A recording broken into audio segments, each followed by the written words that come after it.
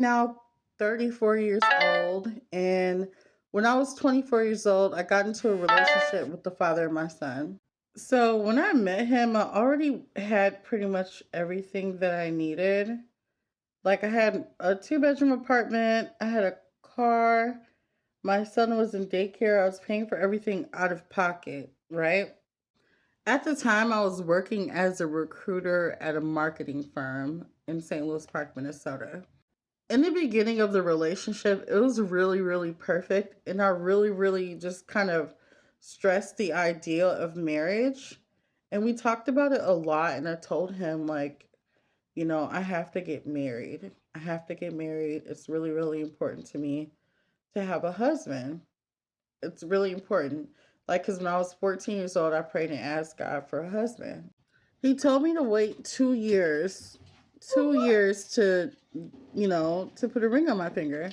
So I said, okay, that's fair. So 2 years later, I turned 26, and he still didn't put a ring on my finger until I was about 27 or 28 years old.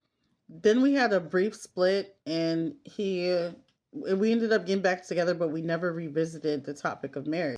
Now, where I messed up was I had already started seeing signs of toxicity in the relationship when I was right before I got pregnant with his son. And I told myself, since we just started like a year lease together, after the lease to the house, because we were renting a house in North Minneapolis, Minnesota, after the lease to the house was up, then I was going to break up with him and we were going to go our separate ways.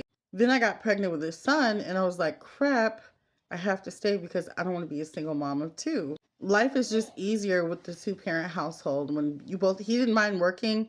He always had a job. I had a job. I even got to stay at home and be pregnant and be a stay-at-home mom for the first year of our son's life.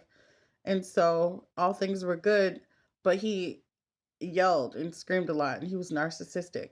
And so I just kind of put up with it, just for the sake of keeping the family together. Long story short, um, it was the straw that broke the camel's back. In 2025, November 12th, it was our 10-year anniversary. He didn't say happy birthday to me last year or happy anniversary on our 10th year, and joined a group chat full of people to trash me and started gang stalking.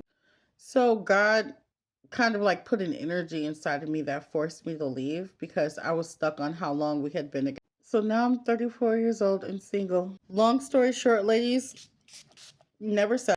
Let God choose your husband and focus on yourself until you find a man who finds you worthy.